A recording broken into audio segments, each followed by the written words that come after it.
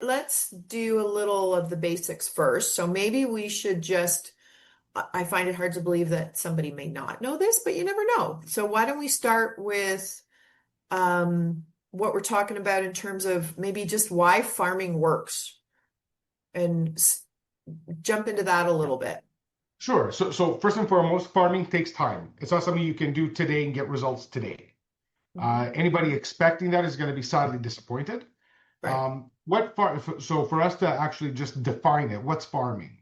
When Hmm. you go into any neighborhood of your city and you see, that one agent that has signs everywhere, it's not because he knows everybody. It's because they know him. Everybody knows him. When, like, for example, there's a few big teams in my office. The agent's name is Karen Miller.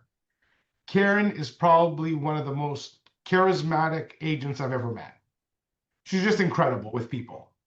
She has her signature move, which she's a blonde lady that has a purple tooth right here, and she's always had that's her signature. Her billboards, her advertising, everything is typically purple. Why? Because she loves purple. However, her her position over time, she's probably now in her 70s, and her kids have taken the business kind of thing.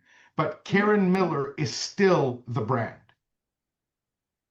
That is geofarming. So if you Hmm. were to look up, for example, Don Mills Toronto Best Agent, you're going to see three or four names. Jason Walker, Karen Miller, the Mills team. There's three or four that literally own 30-40% market share. And this is one of the most competitive markets in all of North America. Hmm. Homes are minimum 1.5 for the smallest bungalow. Why? Because of land value.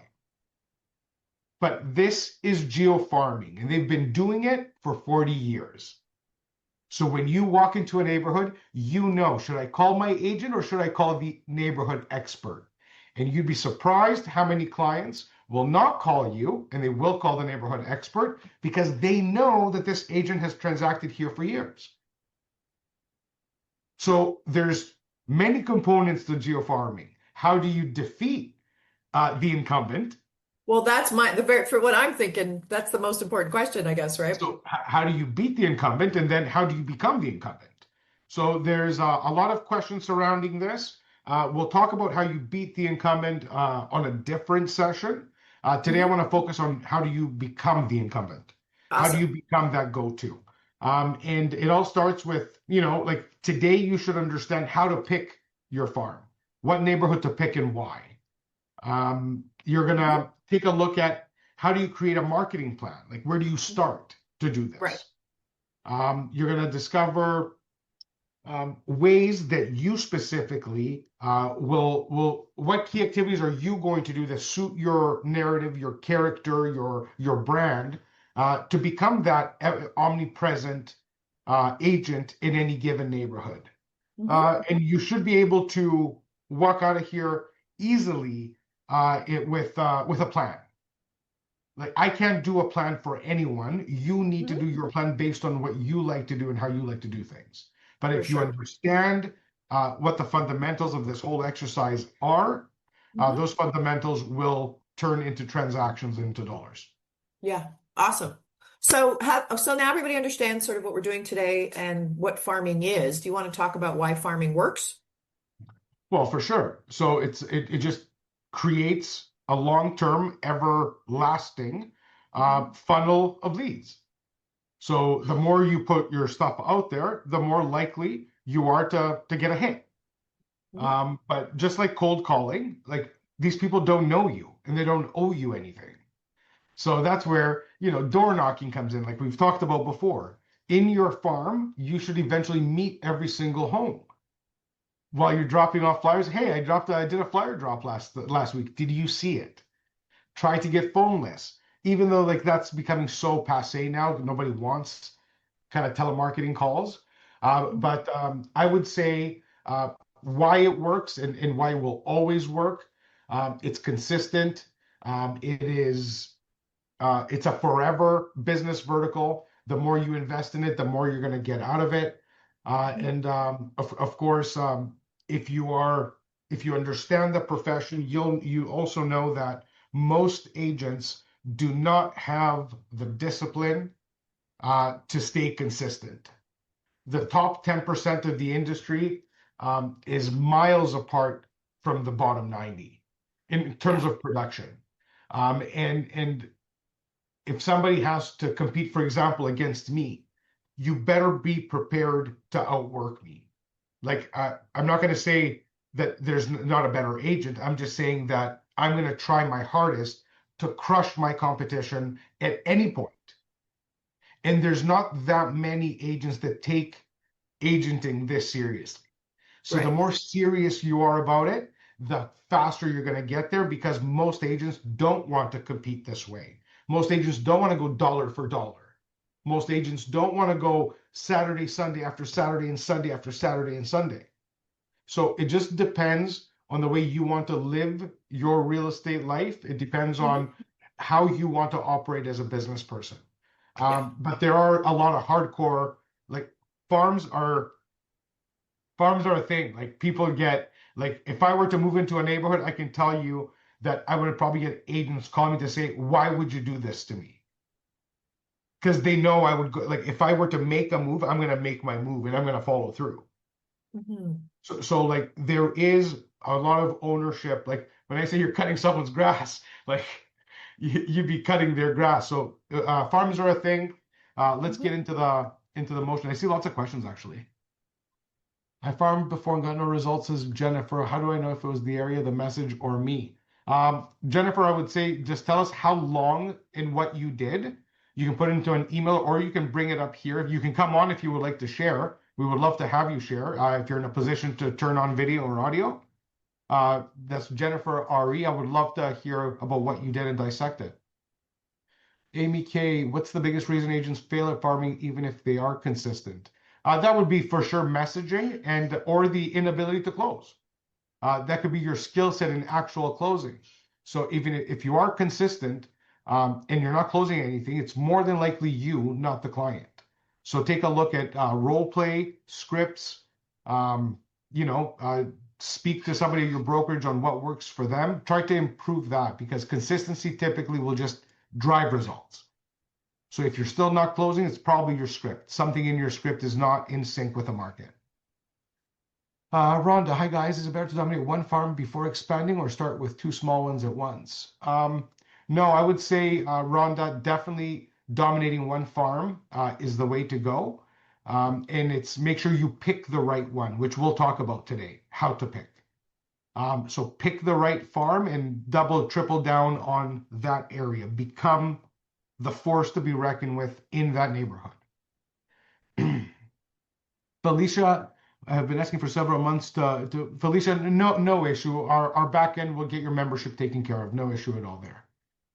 Anybody else have any questions before we move on? Or Jennifer, if you're still listening, do you want to share a little bit more about you not being able to get the results, and if you would want to know if it was the area or message? We can, well, if she's going to join, then we'll jump over. If not, I think we'll just continue on here if that's okay. Okay, yeah, it's not an issue at all. Um, so let's talk a little bit about how do we pick an area. So Mhm. what area would be a good one to pick? Um, so what are the key metrics we want to look for? So my outreach and what metrics matter before that happens. Yeah, so Alexander, this is exactly what we're going to talk about right now is you know, when do real deals come in and why? I'm going to talk about first how we actually pick Mhm. in what we look for in an area that we're going to farm. Because if you want to do flyer drops, for example, and you pick an area with high rise, your flyers will go nowhere because nobody can get into the buildings. You have to be in sync. You have to understand the market and how to reach the consumer. So I'm gonna just speak about a traditional suburban neighborhood, city neighborhood, low-rise homes. We want to look at the total number of homes, and you can find this in many different ways. You can find this by postal codes, by zip codes, by mail walks, by city census.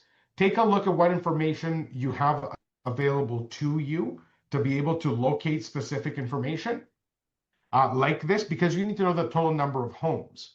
Once we go into our MLS or into any system that can give you homes sold in a neighborhood, you want the turnover to be a bare minimum of 4 to 5%. Bare minimum. So out of 100 homes, 5 should transact year in, year out. 500 homes, 25 homes. 1,000 homes, 50 homes. Why is that a key metric? Because you need an absolute number, bare minimum number of turnover in order to have a chance of being able to do a good number with them.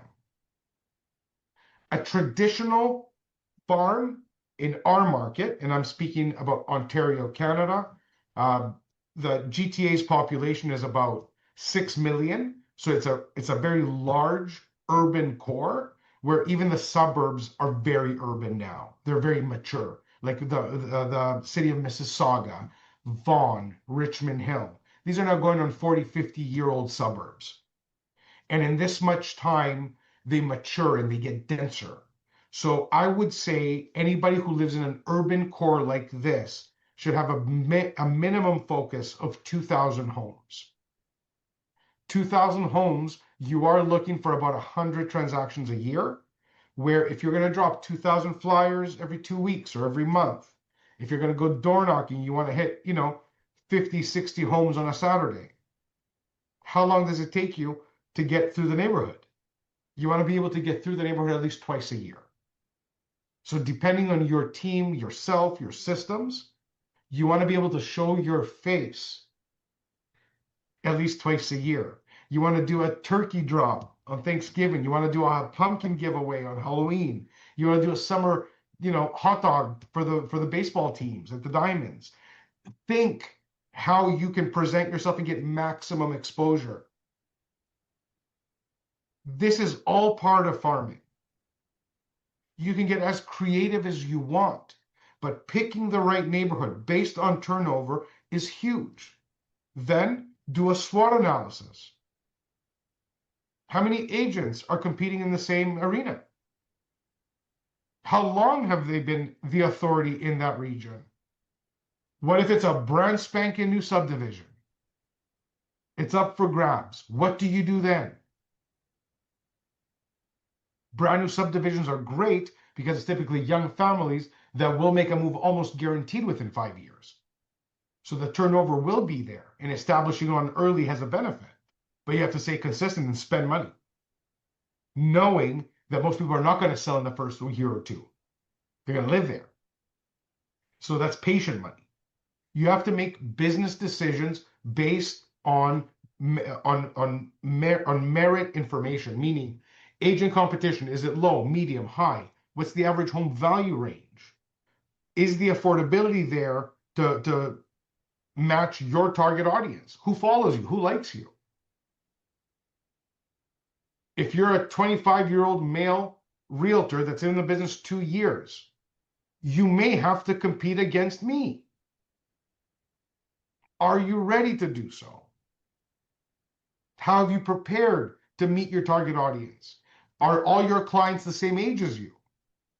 Because asking them to come buy a $2 million home in the suburbs is not going to work. They don't make enough money. You need to match your business into a farm that converts, that is within your brand, meaning you suit it. They can wear you, they can grow with you, they can see you. Bus stops, again, barbecues, door knocking. You're building a brand. You're creating community. Partnerships with the local business. We've talked about these in our previous sessions. This is farming. And these are the decisions, like when you pick, the reason I'm going into it this thick is because this is everything. If you're going to pick a market and you're going to blow 10, 20, 30 grand a year on building your presence, choose wisely. Think of all the things. Make a beautiful little business plan as to how you're going to execute. What is your personal connection to the neighborhood after all is said and done? If I'm Greek, my background's Greek. Do you think I would have more success in Greek town? The answer is yes. Probably. Because if I have to compete against anyone else, I can always pull the heartstring of the motherland. It's just what humans do. It's exactly what I did when I got started. I came from the restaurant business. Surprise, surprise. My parents had a diner like they do all over the States and Canada. That's what Greeks do. And I sold businesses. Guess what businesses? Retiring dads. My dad retired. So did everybody else's dad. None of the kids wanted to be in the burger business. I didn't. So what did I do? I sold my dad's, and then I told all his friends I can sell yours too. They all put up their hand because they were sick of it. I was charging 10% commission. How about that for a farm? And this is Greektown, a row of 200 restaurants that are Greek owned, all mom and pop. I can knock on the door and literally get a listing in 10 seconds.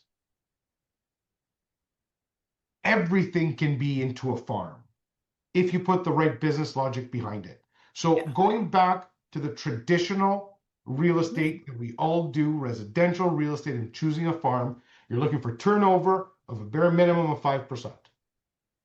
You need to analyze your competition 100%. Be objective and be real. If you're 25 and looking to knock out a 40-year brand, it will not work. You better be prepared to door knock 8 days out of the 7. Why? Because you will be questioned. They will ask you, how can you possibly do a better job than Karen Miller? What are you going to say? You have a full truck of staging like she does? No. Do you have the experience and wealth of information she has on this neighborhood? No. Choose wisely. There's so much. And if you are in a market where it's smaller and there is legacy players and you want to break in, be prepared to work. Because it can be done. I've done it. But I've never worked harder in my life. So farming is a thing that's going to pay dividends forever. If we're asking, is it worth it? Yes. If you want Simeon. to be in this business, it is worth it. It's a must. Go ahead. Yeah. Simeon, I think the other thing I heard from what you're saying is, there's a couple of other ways that they can not only establish credibility, but perhaps find a niche within a market that those other legacy players maybe aren't doing. So, for example, maybe it is the short-term rental or the investment property piece, or maybe it's working with a specific niche like, I don't know, it's luxury versus resort versus whatever, or farm or land, or whatever you happen to have in the farm that you've chosen. One of the ways that certainly they could help to make a decision about selecting the right farm is their willingness to be the expert in that particular niche. And That's that right. could mean education. It could mean how you farm and where you farm. And obviously the One, two together would be ideal. 100%. Yeah, 100%. The only reason I'm sticking to residential is because it applies to all of us. true. Fair enough. So that's kind of like the benchmark and the first thing people think about when farming. When I spoke about businesses, that's farming. When I go up and down having coffee strategically at every restaurant over the course of 2 months, it's Mhm. because I want to make sure I meet the owner. Right. I want to make sure I meet this person, that person, connect with you. Oh, I know you. How you doing? And people like I make a point to be remembered. Mhm. Like I make a point to buy the right person a drink, to buy the right person a coffee. Always. It's how I built my business. But you have to stay memorable. How do you do that? Karen Miller did it with her hair. Guys, it's not a joke. These tiny little details, I don't want to call it a gimmick because it's somebody's life. It's her style. Mhm. But like these little things matter. The Yeah. way I people mean, laugh matters. The way people cry matters. Everything you do can become your brand. yeah. Like if you guys can see behind me right there, see that little piñata, if you guys can see it. It's hard to see. It's a bit dark. You know what? I'll get it for you because this is important. So when we're talking about brand in farming, so this thing right here, just by looking at it, A, makes you happy. It's funny. And you wonder why the hell would a 45-year-old man be walking around with a piñata? How does that make any sense whatsoever? So this little guy, his name is Mikey. He has an Instagram page, and he represents the charitable work that I do. I raise money for the women's shelter, and I raise a lot of money for the women's shelter, somewhere between 30 and 50K a year. How do I do that? From my clients, from my strategic partners, from my friends, from my family, from everyone. But Mikey represents a cause. So it's easy for me to put on my cause hat when I'm asking for money, and all of a sudden it's not me asking for money. It's Mikey. This is an advanced business strategy. This is not a novice move. This is well thought out. I heard it for the first time from a doctorate in marketing strategist. You have to be able to separate your verticals in your businesses. Depends on what you do. So you walking and door knocking with Mikey, do you think they will ever forget you? And the answer is no. And the answer is the likelihood of you getting a smile at the door holding this versus a clipboard that says I pledge $5 to whatever. This is not a clipboard. I don't look boring. You don't know off the bat why I'm there. You're going to hear me out as opposed to look through your video camera and not answer the door.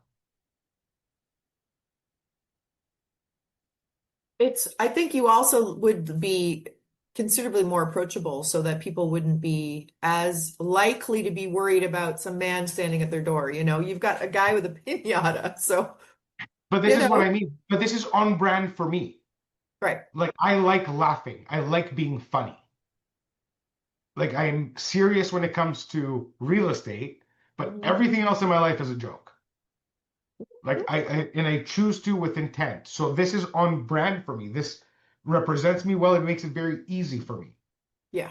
So, I mean, maybe next time I'll share you guys. Go to my Instagram. Find my Instagram.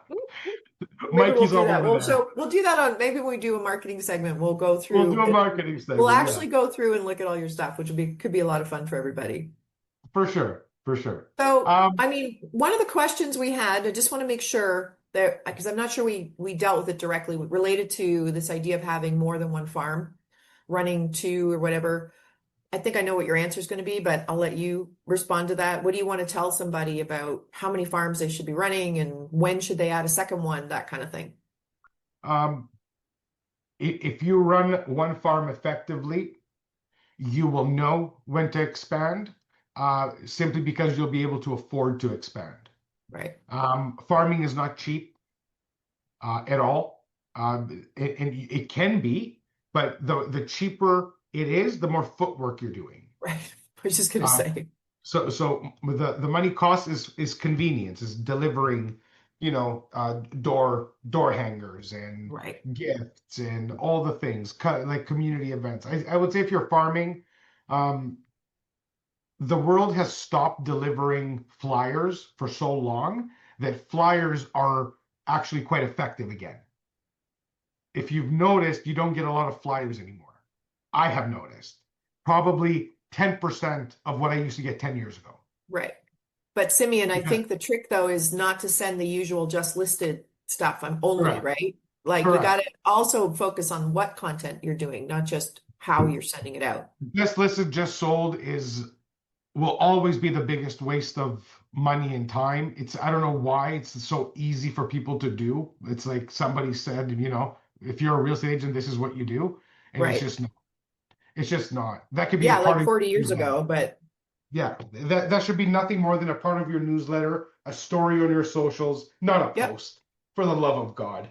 I mean, So there's nothing wrong with sharing data. I think having data, knowing your stuff is part of being a good agent and understanding your community and sharing. There's nothing wrong today's with that, but it can't be your today's core consumer strategy. needs to know how you sold the house, not Right. if you sold the house. And the story, the family, what happened, why, like tell it Sure. from a story perspective and That's it. it'll go 100 times further for sure. It's like somebody posting, 10 tips to improve your front garden. How Yeah. about you do a quick video showing the difference between a beautiful front garden and how simple it is to do versus a home that doesn't have that and the price difference of the two? Show the value. Now you're a neighborhood expert. Right. Now you're an expert realtor and marketer that says, hey, if you're trying to Mhm. market your home, I'm going to make sure that it looks like this and it achieves this result. The Right. difference is $40,000. Why? Because somebody walking in loved the smell in the air Hmm. versus not liking the smell in the air. Sure. It's that big of an emotional decision. Residential real estate is emotional and it matters. But going back to it, um, if you're thinking like you're going to get all the resources today, guys. So I want to focus on just some key ideas as we get towards that 11:30 mark. You're going to get the Hmm. resources, the worksheet, and how to pick a farm, the fundamentals. But think of farming as not a flyer drop because there's a huge misconception that, oh, farming, you have to drop flyers. Sure, drop some flyers. But that's not farming. And if that's what you think farming is, this is why today's session will make you tens or hundreds of thousands. Nothing will go further than a pumpkin giveaway at Halloween. I am telling you, rent a pickup truck, fill it with pumpkins, park at the neighborhood park with a massive, beautiful sign or one of those inflatable witches. Pumpkin giveaway a week before Halloween. And how about on Halloween, you come back and every kid on the street gets candy? You want to get known quickly? Bang. The best couple $1,000 you'll ever spend in your life. Maybe not even that much. Because if you were to go Well, to and ugly pumpkins, you can probably get them for free. this is true. Well, and it's interesting because Christine just said, how do I build an unmissable presence without spending more than I make? Those are the ideas. The Those stuff are that the ideas. is cheap and cheerful is, as I like to say, you want to go cheap and cheerful. There's plenty of them. We can talk about, another day because we're out of time, but we can put 10 ideas together for you in a heartbeat that are all really super cost effective. But to Simeon's A, point, it means also doing more legwork. a box of freezies is $7. Yeah. How about you freeze one and deliver it when you see Sunday baseball practices at the Diamonds? All the parents are there. Do You they show know up you're with a there for their cooler, business? crazies every Sunday. But do parents know that you're doing it for their business? Yeah, so what? Who else did it? Who else thought to give your kids freezies in order to introduce themselves? Right. Never be ashamed to ask for business. This is what I'm getting at. If Hmm. you if you have the type of ego where no, I'm the big agent, the big bad agent, it's not going to work. That appeals to very few people. You want to be approachable, humble, and hardworking. Those are the And qualities authentic. people want in their agent. Right. Because I will go to Baseball Diamonds to find you buyers for your listings. Because I will come here to find sellers because I have buyers waiting to live in this neighborhood. Do you guys live here? Do you know anybody that wants to sell? Here's a box of freezes for the kids. Enjoy your Sunday. Bye. But you left your number. You said hello. You just met 10 new families, 10 Right. homes with a box of freezes at $7. Yeah. There's a million ways to do it, guys. A million ways. Christy, And, did that answer your question? Christy W. I hope so. And Jennifer, I think that no was worries. I'll say one other just minor thing to add to that, Simeon, because I think that's really a great piece of information. But also remember, guys, if you're not authentic about what you're doing, it's going to come across. So if you aren't if you hate baseball and you're sitting there at the baseball thing just doing this to schlep, it's not going to work as No. well as something that suits you. Maybe you're the yoga one or maybe you're the whatever, but do you. So just please remember that. Take this But idea you just and you make it just said yours. yoga. You just said yoga.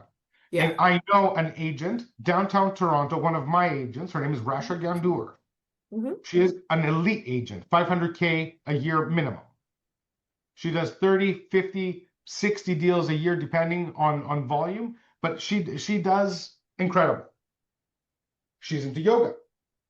She put up a Facebook page in a group and organizes community yoga. She's not the instructor. She just loves yoga. But instructors put up their hand and are doing it for free for the welfare of the entire community. Yeah. She lives in one of 9 towers with 400 units in each tower. That's 2 small cities in a matter of 1 kilometer radius. Yeah. Do you think she gets business out of that Facebook group? Do you think if you were to do that pumpkin drop that I was talking about, and there's the Easter Bunny, and there's the spring festivals, there's so many things you don't need Halloween. I'm using that as an example. If you're doing a giveaway and people are coming and they're laughing and they're thankful, and you take pictures and you put them up in your Facebook group, the community group, not just your page too. But if you're actually building community and you're becoming memorable, you don't think that the laws of reciprocity are going to come into force and into play? Reciprocity is incredible. The more you give, you've heard this your whole lives. Hmm. The more you give, the more the universe delivers. And it's that simple. Alex has Yeah. a question. God bless you, Alex. Um, this is a great question. So, how do I stack farming with my other growth levers without dropping the ball? By the way, love the piñata and its cause. So, thank you that you love the piñata and its cause. I appreciate that. And how do you stack farming with other growth levers? I think farming falls in all levers. So I would like to define kind of the business pillars, the levers per se, um, because door knocking, for example, is part of farming. People like farming is not something different. Your business should be one whole practice at the end that has different obligations at different times. The farm is the business. Online marketing could be different, but if it was me, I would stack my online marketing geolocating into my farm. Am I trying to get Sabina Steinbrecher out of New York to get to know who I am, where she's never seen me, know anything about me? Or should I be hitting up Sabina Steinbrecher in Mississauga, Ontario, who's already seen me on a bus? She's seen a flyer or two, may have. Maybe I knocked on her door, but now it's making more sense. And she's gonna be like, whoa, this is weird. Like this guy's following me everywhere. It works. Yeah, for So sure. to Alex's point, the more cohesive, the more mature your brand, your nurturing becomes, the more effective it becomes. I have never spent less money than I have in the last 5 years because I don't need to spend money anymore. I still need to be extremely active. Don't kid yourselves. The piñata and me are still going out. I will be seen around the city with this little joke in my arms. Ask me what it is. Remember me. So this is Alex. As we grow, and if you're going to be here week in, week out, you're going to see that it's not different. And it's a little bit complex to really get your head wrapped around, but your business becomes one cohesive unit, and it should be only things that you love. To what Sabina was saying earlier, everything that you do that you hate doing will be ineffective and it's wasting and bringing you down. Do the things you love. The things you love in this business should be connecting with new people, connecting with your existing people, always inquiring what they're up to, always know what your people are up to, and putting on community events where you can be at scale, not one on one. If I were to take all my clients to dinner, I'd be bankrupt. But for me to do one big event for a couple of hours, I connect with everyone the same, maybe even better because it would benefit somebody else. So think of that. I mean, try to get your head wrapped around the cohesion of all the levers that you're choosing. And we can talk about it. And again, like Sabina said this many times, come on, guys. If you guys have questions, you want to have a discussion, let's analyze you as a business case because we can. We can talk about it. I don't care where your market is. Real estate's real estate. Doesn't matter. New York, Los Angeles, Texas, whatever. It's the exact same thing everywhere. People always want to be heard, always want to be understood, love to be respected, hate being disrespected and disregarded and not called and all the things. So that's all I got for you guys today. And enjoy the resources. They're great. Thank you. Thank you. Yeah. So, guys, today it's a geo-farming strategy blueprint with all the stuff that Simeon just talked about in a very simple format. So it's, I don't know, page or two, so you guys can go through it and set up your own strategy and drop that inside the other stuff that you've gotten every other week, and you're going to have a heck of a plan. So I next love it. week, what are we doing next week, Simeon? We're going to continue down this path. I'm working on a couple of ideas that I want to tie into to both the door knocking and the geofarming. Cool. But we do have. Let me give you a couple of the topics. Give me 1 second. Awesome. Maybe That maybe sounds maybe you great. guys maybe you guys can actually choose the path we take. This could be fun. Give I me think we probably a couple of people have dropped off because it's 10 after, but so we Okay, may so then not. Yeah. I'll just surprise you guys all. I'll Why just don't you surprise. surprise us and we'll let everybody else go so that they can go and have hopefully their best week ever.